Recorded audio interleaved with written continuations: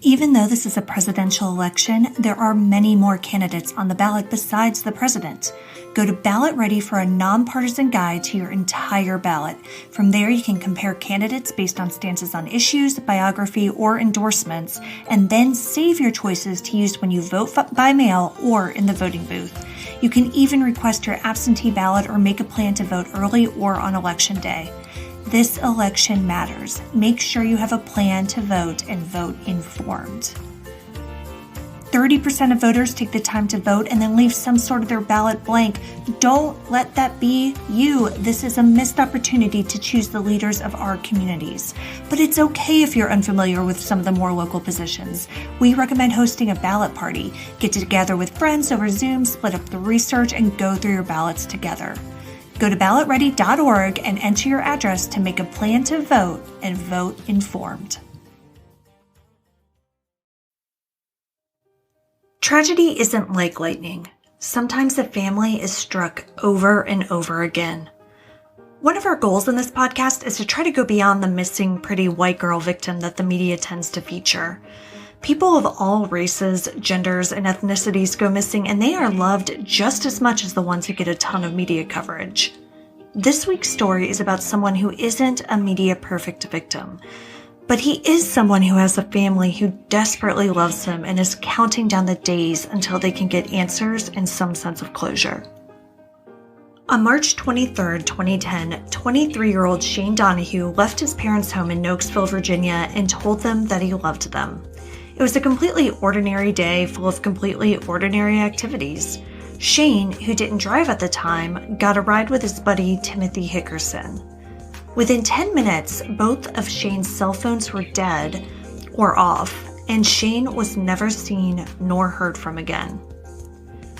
Over the past decade, there have been many allegations made by both the Donahue and Hickerson families, but little in the way of answers or media coverage. When a person goes missing, there's a special kind of pain in the not knowing. I want to tell the stories of those who never came home. I want to tell you the story of Shane Donahue. I'm Kona Gallagher. And I'm Ethan Flick. And this is And Then They Were Gone.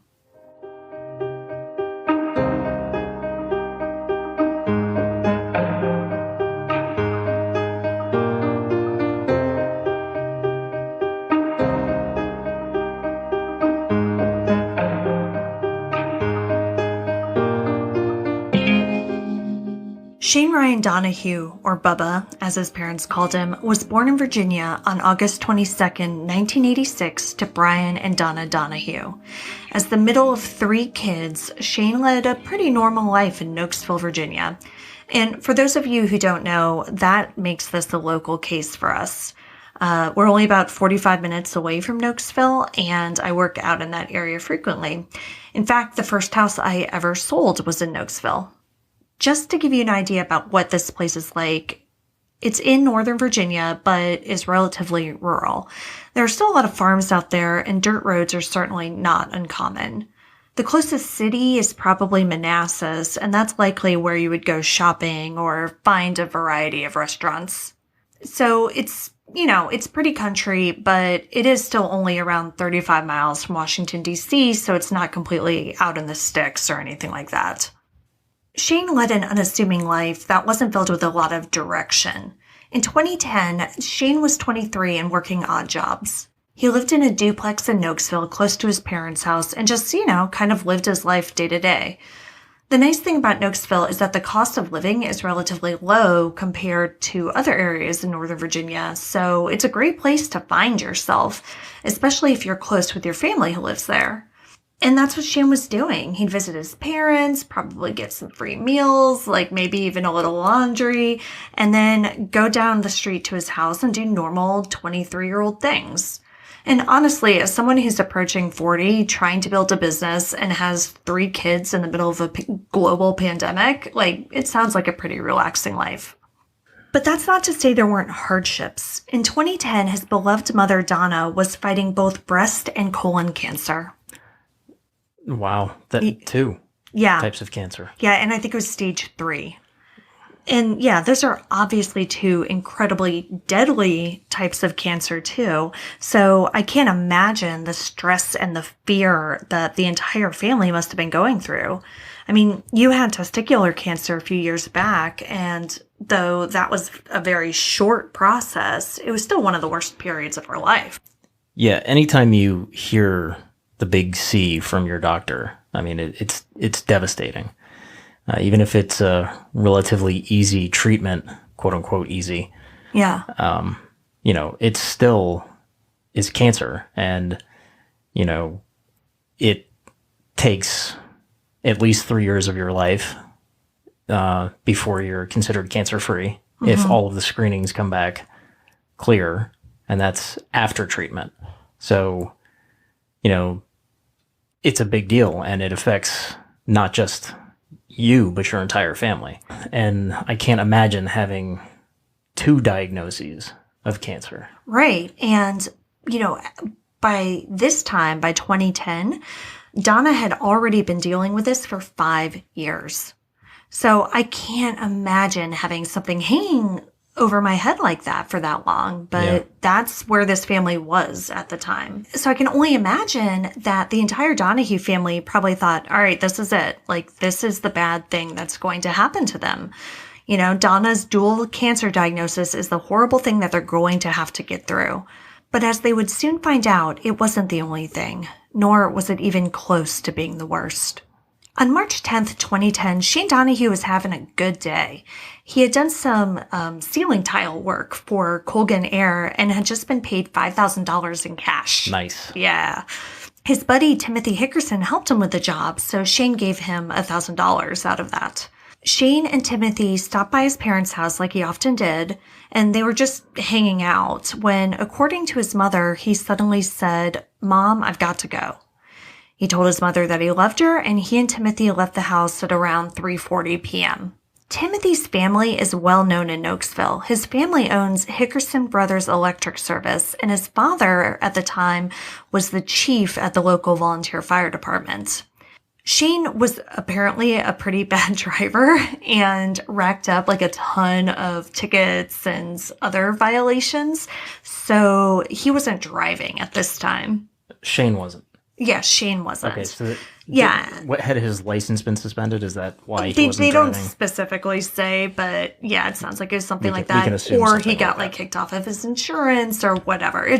But yeah, that's basically it. So on this day when he was over at his parents' house with Timothy, Timothy was driving. And so they both left in one of the Hickerson brothers' box trucks. Does the box truck have their family's business name on it? Yeah. On the side? Mm-hmm. Okay. I had no sense of where he was going. Donna later told the Washington Examiner, quote, "There was absolutely nothing."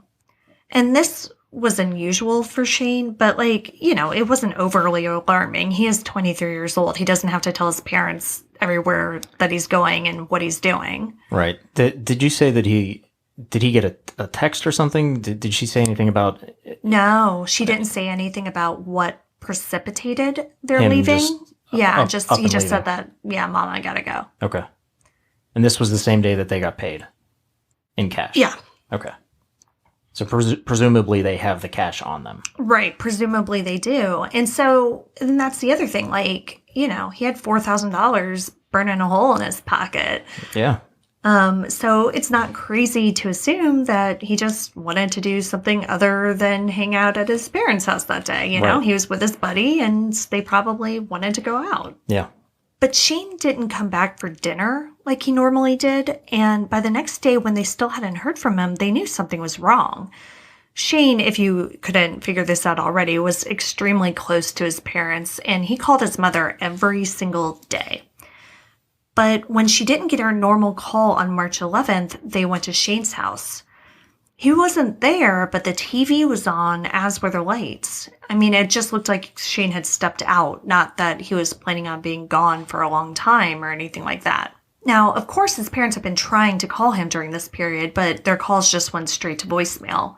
Shane had 2 cell phones, and they would later find out that both of them were turned off at approximately 4 p.m. on March 10th, just 15 to 20 minutes after his parents last saw him. That's strange. Yeah, and so that's why, and that of course comes out later in the police investigation. They obviously don't know this at the time. Right. That's why they think that, the phones were manually shut off as opposed to them just dying, because what are the odds that two phones are going to die at the exact same time? Right. Yeah. I mean, you have two phones that you carry with you for work. All the time. Yeah, and they've never died at the same time. No. Right? Yeah. The Donahues reported Shane missing, and Prince William County Police started an investigation. In the early days and weeks, they searched Shane's duplex and used luminol and other technology to look for blood or DNA or, any sign that something had happened in Shane's house, but they came up empty-handed. They also, of course, interviewed Timothy Hickerson, but they didn't get very far. And, the details of this, what Timothy said or what he didn't say or any of that has never been made public. But he didn't give any helpful information to the police, basically. This is where the case kind of starts to tear the town apart.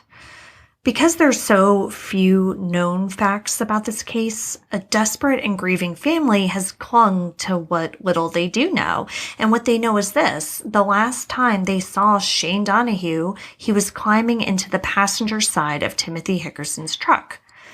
And like I said before, his phones were turned off 10 minutes later, maybe 15, and nothing was missing from his home that would indicate that he either A, met with foul play there, or B, took off and decided to start a new life. And it's also important to know that, yes, he did have that cash on him, but after his disappearance, none of his accounts were ever used, I mean, there were no financial anything that happened. Where did they find his phones? They didn't find his phones. So they just were able to tell from the phone company when they were turned off. Right. And they were never turned back on. I know you said that none of Tim's statements have been made public. Right. So the police haven't even given a timeline or anything as far as Tim is concerned. We just know that he left with Tim at, you said 3:40? Yeah, around 3:45, somewhere around there. And that's the thing. That's what's so irritating and enraging about this case, is that everything I found online, every news source that I found online, has the same basic information, which is really just this: that Timothy and Shane were together, that Shane just got paid, that he gave Timothy $1,000. He had $4,000. They were at his parents' house. They left his parents' house. Phone was turned off. And that is it. There's never been anything okay, and then Timothy was here, Timothy was there. Nothing. They've never released additional names of people that they've interviewed. I've read about names of different people that they've interviewed, but that's just been from social media posts, from the family and other people involved in the case. There's just been so little media coverage on this, which is, makes it hard to do an episode about this, but it's also why I wanted to do it. Right. Because, how are people supposed to know if they have information that's important if they don't have more details of the case? Right? I mean, yes, everybody knows that if they saw Shane after 3:45 on March 10th, 2010, that they should probably come forward. Exactly. Yeah. But that's not the only information that can help break a case like this.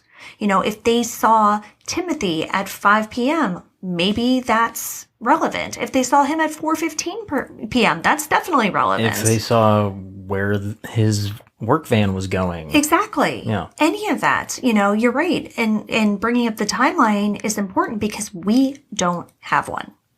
The Donahues quickly believe that something terrible has happened to Shane. And this is 2010, so they did what anyone would do. They took to the internet. On April 10th, 2010, someone made a very straightforward post in a popular local message board, Fairfax Underground. It read, quote, "Does anyone know what happened to him?" From the Facebook page. Friends and family in all of Northern Virginia, this group has been created to spread the word for the search of Shane Donahue, last seen on Monday, March 22nd, 2010. Age 23, height 6'3", weight 185, eyes brown. He was last seen Monday, March 2nd, 2010. Supposedly, he was dropped off at his house. For any tips or leads, please contact 866-411-8477. So, pretty simple, right? Yeah. Like, the thread was called, I believe, Help Find Shane Donahue, and they basically copied and pasted from the Facebook group that was created. This is a pretty small area. Like, yes, we have people around here go missing pretty frequently, but like missing persons all over the country, the vast majority of them are found. They show up safely Somewhere. Yeah, exactly. And usually pretty quickly. So to have a real honest-to-goodness missing person in Nokesville was quite rare. So it makes sense that somebody would start a thread on this, but the common thread quickly devolved. The first several posts are what you would expect and hope to see. People expressing shock and well wishes for the family with a few theories thrown in. But on October 1st, someone makes an absolutely horrible post. It's honestly so bad that I don't even want to read the entire thing because it's not helpful. It just starts, quote, "I killed the piece of shit and buried him in a shallow grave just outside of Sterling," end quote. Yeah, if you can believe it, that's the nice part of the comment. Like, it gets worse from there. It quickly becomes clear that this isn't some sort of confession. It's just a horrible person trying to hurt an already grieving family. What follows is just pages of posts with accusations being thrown around about Shane, about Timothy, and members of the Donahue and Hickerson families, in addition to just a ton of racist, sexist, homophobic garbage that serves absolutely no purpose other than causing pain. Just a side note before we get into deconstructing this whole mess. I'm sure you're not familiar with Fairfax Underground, as you're barely familiar with the internet in general. That's true. I have no idea what that is. Yeah, so this is an old school message board that ends up in the news periodically, basically for ruining people's lives. Great. Yeah. I don't know if you remember hearing the story of Nicole Mittendorf. No. She was a Fairfax County firefighter who went missing in 2016 and was later found to have died by suicide. I have a vague memory of that. Yeah. No. Well, as details of her disappearance and death came out, it was also revealed that she was not only a victim of sexual harassment at the firehouse where she worked, but several of the firefighters she worked with and other people took the harassment to Fairfax Underground. They used the site as basically an online burn book directed at this one woman. They spread all sorts of rumors about her, many of which were reported on, with some stories speculating as to whether or not this online bullying actually led to her death. That's terrible. Yeah, and so this site is, like I said, it pops up periodically because it's just a disaster. And so that's why I'm going to leave some of the more inflammatory accusations out of this story, because it's pretty clear that a lot of what has been posted on that site is just honestly bullshit. With that said, some of the people who posted are directly involved in the case. And if you read between the lines, there is some actual information there. Okay. Let's start off with some of what was being said about Shane. Based on the posts from both sides of the argument, as well as news stories, in all likelihood, installing ceiling tiles and performing other odd jobs wasn't Shane's only source of income. He was probably a low-level drug dealer. He has 2 convictions for possession of marijuana dating from 2006 and 2009, but aside from all the traffic issues, those are the only 2 blights on his record. He was never arrested for dealing or anything like that. If Shane was dealing, he almost certainly wasn't big time. 2 years before his disappearance, his roommate actually got arrested by the FBI for distributing narcotics. And I have to believe that the FBI was watching this roommate for a while prior to his arrest. And, since Shane wasn't caught up in any of this, he wasn't arrested. I have to think that he couldn't be that big of a dealer. I'm kind of curious as to how the roommate got arrested, or where, I should say. I know this has nothing to do with the story, but, if he was arrested at the house, right, there's a certain amount of constructive possession, depending on where they found the narcotics, that Shane could be implicated in as well. But if he was arrested someplace else, then Who knows? So you think that maybe he was arrested someplace else and that's why Shane wasn't caught up in this? Yeah. Yeah, either that or if it was at the house, the narcotics were in only the roommate's room. But even then, there's a certain amount that Shane probably would have been investigated. Yeah. Yeah, but it doesn't sound like he was ever investigated or, really involved in it in any way other than the fact that, he lost a roommate. Yeah. Interesting. You know my thing about drugs. I am like the only person in the world that DARE totally worked on. I won the DARE poster contest in 5th grade, and I was absolutely convinced that if I did something like try cocaine once, I would immediately die. And right before I moved to New York City, when I was 24 or whatever, I did some research into neighborhoods. And my main takeaway from all of the safety recommendations was that most of the crime that happens is somehow related to drugs. So if you stay away from drugs, you won't have a problem. And let me tell you, I spent 4 years living in that city in sketchy neighborhoods. And aside from the teenager who tried to steal my iPod when I was coming off the subway in Brooklyn, that article was correct. But I bring it up because the basic tenet of that article is true. If you are involved with drugs, even at a low level, your likelihood of being a crime victim does go up. Sure. So immediately, many people, both on that forum and in real life, speculated that Shane's disappearance was somehow drug-related. Yeah. And I think that's reasonable. I mean, if you're looking at victimology, right? You've got to look at the factors in their lives that make something more likely to happen to him. Right. And there is definitely credence to this theory, too, because just 2 days before his disappearance, Shane's home was broken into by what news reports called acquaintances. The burglars were allegedly looking for cash and stole medications. A post in Fairfax Underground does name names, and one of the names is Timothy Hickerson. And it's interesting to note that this does actually seem to be agreed upon information, as no one from either side really challenged the accusation. But if that's true, do you think Shane would have brought Tim onto that job with him? Well, that's the thing. I think that Tim was already on that job with him. Because, I mean, if this happened on March 20th, Shane went missing on March 22nd. They got paid on March 22nd. If they're making $5,000, it's not a 2-day job. I'm thinking that this job had probably gone on for a week or so. Right. Yeah. So whatever happened between the two, whether or not Timothy did break into Shane's house, everything, was obviously fine between them on March 22nd. Right. Especially for Shane to willingly get into his work van and bring him to his parents' house. Right. Yeah. Yeah. But based on the break-in and the fact that Timothy was the last known person to see Shane, the Donahues made it abundantly clear that they believe that he, at very least, has knowledge about what happened to their son. While police did interview Timothy as well as other people with connections to Shane, they just hit dead ends. Nobody was talking. But what's interesting to me is that despite the fact that Shane was last seen in that Hickerson Brothers box truck, according to the Donahues, it was never searched.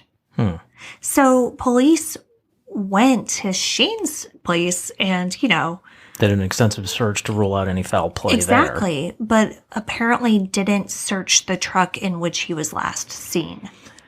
Right, but we also don't have the statements from anybody that the police interviewed. So perhaps they interviewed Tim, who said he dropped him off at home, and perhaps there was a corroborating witness to that. Right. Therefore, ruling out the work van. Yeah. Just the theory. No, you're right. And that's, again, going back to the frustrating part, we don't know. And I think the lack of knowledge of basic facts of the case have led to years of rumors and, people accusing other people of slander. And, it's gotten really ugly. Socially, things involved with the case are spiraling out of control. Yeah. So whether or not, they searched the box truck or had a valid reason not to search the box truck, police were looking for Shane. In the weeks after his disappearance, they did extensive local searches with cadaver dogs in nearby woods and streams, etc., but no one ever came up with a trace of him. As time went on and nothing seemed to be happening in Shane's case, the Donahue family became frustrated. They started to believe that the Hickersons, being such a prominent family in the community, was the reason why police seemed to be taking almost a hands-off approach to Shane's disappearance. So while I can certainly understand the thought process behind that, this is not a small town police department doing this investigation. Prince William County is huge. That is true, and that's important to point out. While Nokesville is a small town, Prince William County Police is a huge police department. Yeah. So, and they're used to dealing with crime, right? Like not necessarily maybe not disappearances. They might not be experts at disappearing or missing persons, but I'm sure that they have investigated missing persons before. Yeah. So we're not talking Mayberry over here. Exactly. Yeah, that's important to point out, especially considering that while the Hickerson family might be prominent in Nokesville, Prince William County and Prince William County Police is much larger than Nokesville. And that is a good point because, I mean, a lot of the perspective is, again, coming out of Nokesville being a small town and the fact that Timothy's father is the fire chief. Right. So I'm sure that there are definitely some connections there between the family and law enforcement. Law enforcement. But again, I understand the thought process. Especially when you're left with no answers. No answers, right. It just sends your mind spinning in all kinds of different directions. But it's important to note that the local police are not tiny. Right. Well, and for their part, Timothy Hickerson's family and friends accused the Donahues of harassment. They said that Timothy had been cleared by police, but the Donahues wouldn't let it go. And apparently Timothy's supporters tore down a bunch of missing persons flyers that Shane's friends and family had posted up around town. The flyers featured a photo of a Hickerson brothers truck. And the Donahue's argument was that this is totally reasonable because that's the last place Shane was seen. And the Hickerson's argument is that their name was being dragged through the mud with no evidence. Yeah, this is a tough situation for either side. I can see both perspectives. Yeah, exactly. Yeah. The Hickerson family obviously doesn't think that that Timothy had anything to do with it. So they're just seeing, his name constantly being brought up in this. Right. He's being accused. Like, it's all over the internet. It's all over this Fairfax Underground site. It's all over Facebook. Yeah. But at the same time, the Donahues think that Timothy did something to Shane, because they have nowhere else to go. The investigation isn't leading anywhere else, exactly, or at least not based on what they know. Yeah, and so from their perspective, like, this guy is just getting away with it and living his life, and it's driving them crazy. Right. But despite the many people who were coming to Timothy's defense, it turns out he wasn't exactly innocent.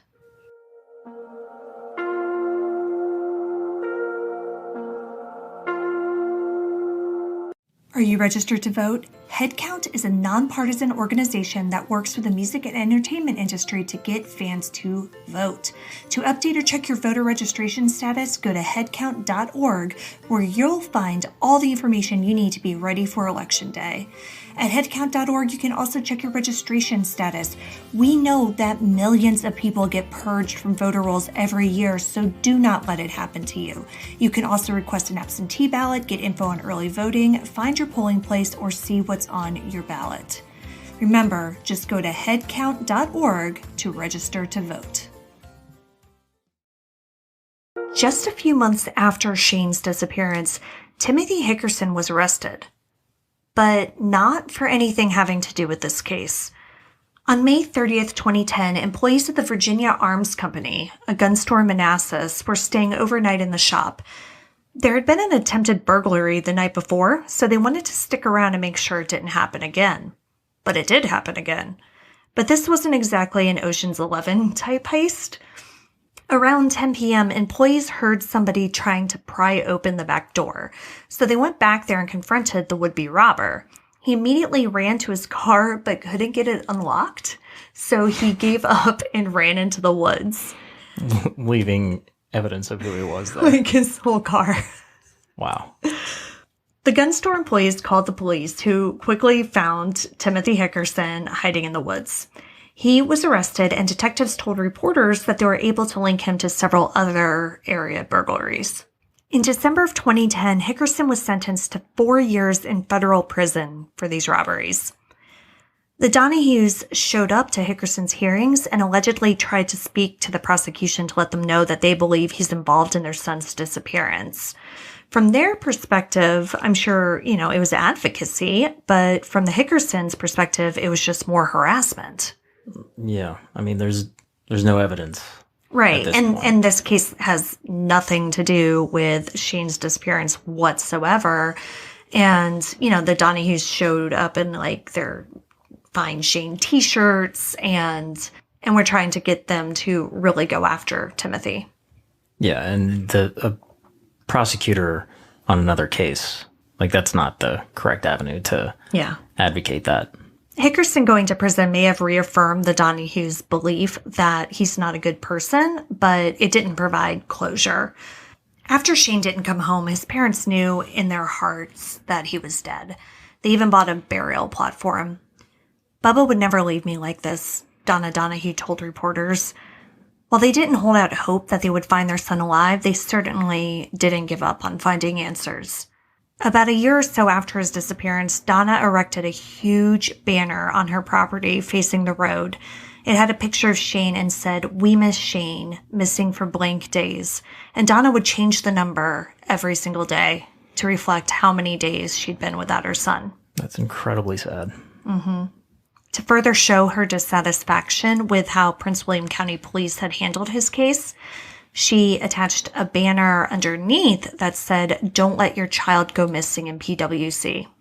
As the years passed and the numbers moved from the hundreds to the thousands on the banner, no new information surfaced. 4 years after Shane was last seen, police received a tip that led them to search the septic tank at the property he was renting, but nothing was found.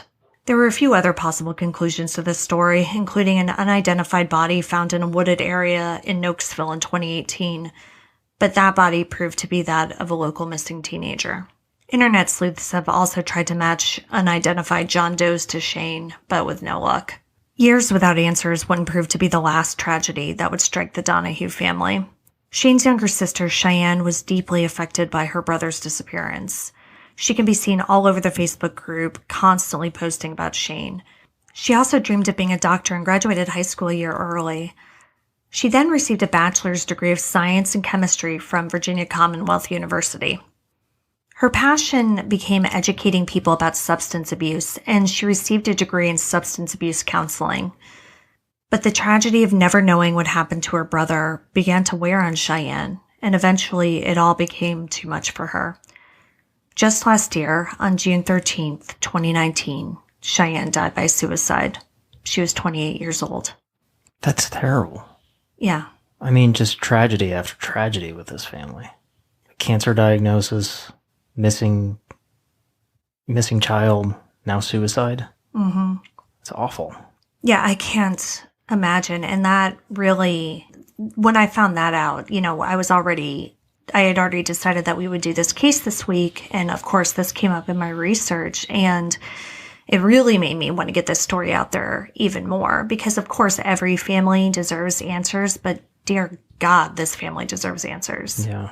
Her parents published a long, heartfelt obituary that read in part, quote, "She could no longer deal with the heartache and pain that overwhelmed her and the depression she suffered. She's now reunited and at peace with Shane in heaven, and that is the thing that gives their family the most comfort.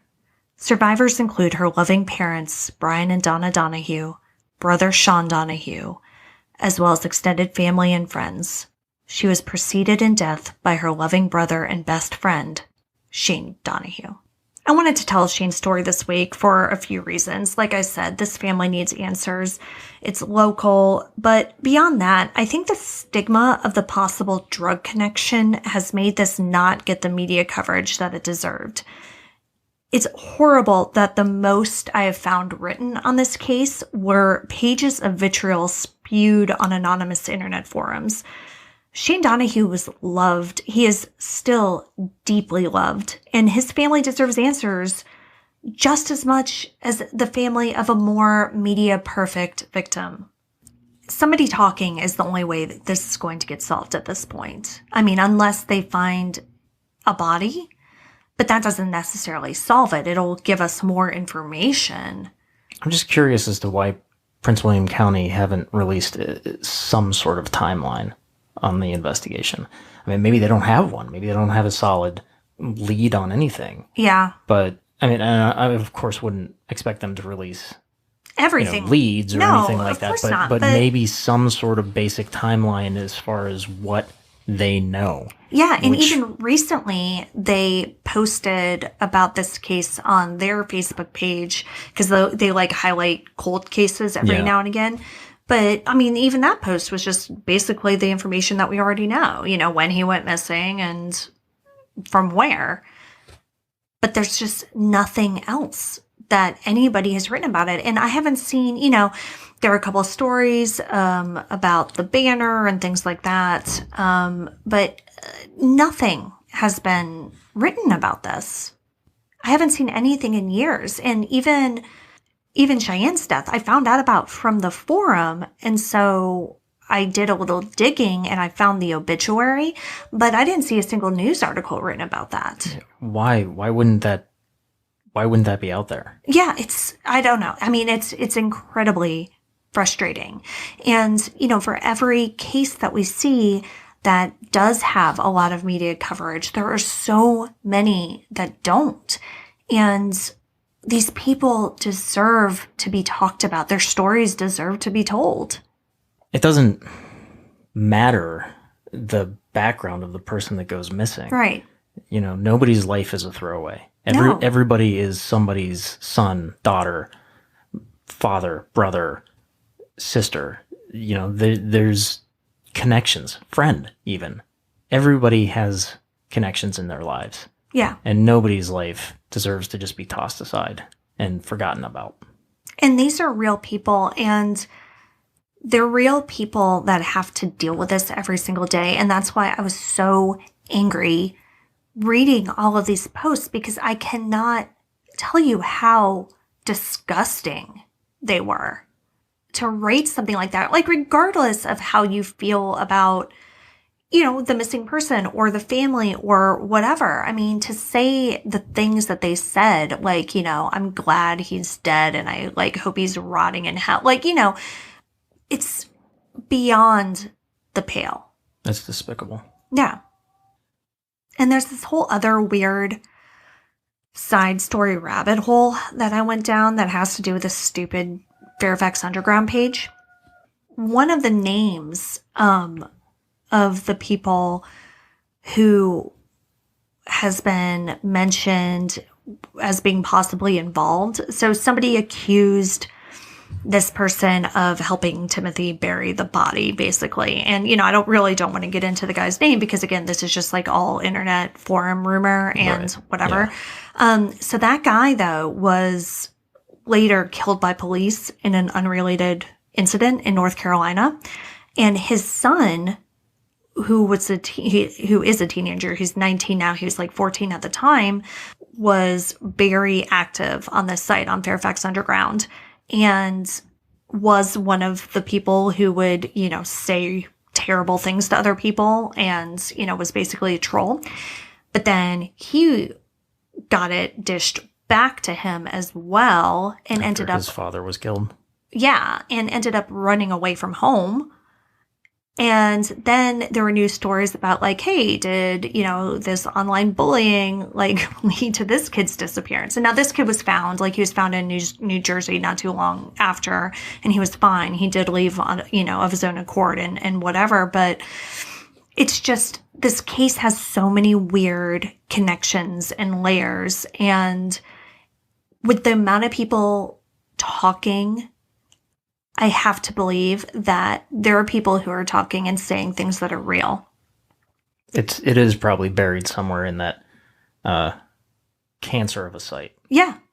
And whether or not it is, though, I mean, it is buried with those people. There are people who I fully believe know important information about this case, and they're not talking to police.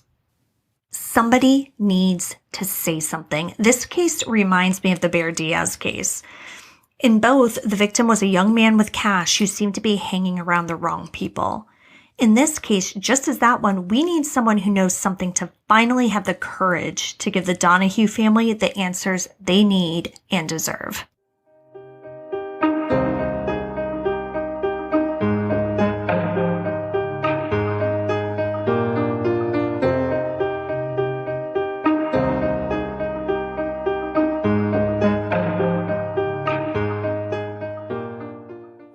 Shane Ryan Donahue has been missing since March 22nd, 2010.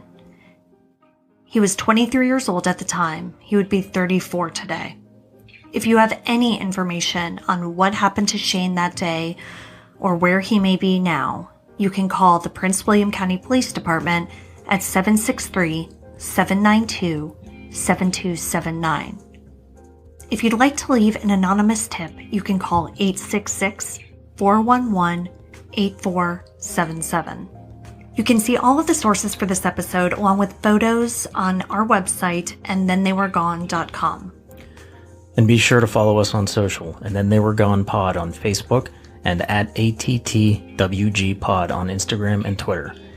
If you like what we're doing, please subscribe and consider leaving a 5-star review on Apple Podcast. It will help new listeners find us. And the more people that listen, the more chances we have of bringing someone home. We'll see you here next week for a brand new episode. See you next week. And Then They Were Gone is hosted by Kona Gallagher and Ethan Flick. All research, writing, and editing is done by Kona Gallagher. Theme music is The Stork by Ketsa. Additional music is provided by Kai Engel. And Then They Were Gone is a Little Monster production. Hey, you can do it!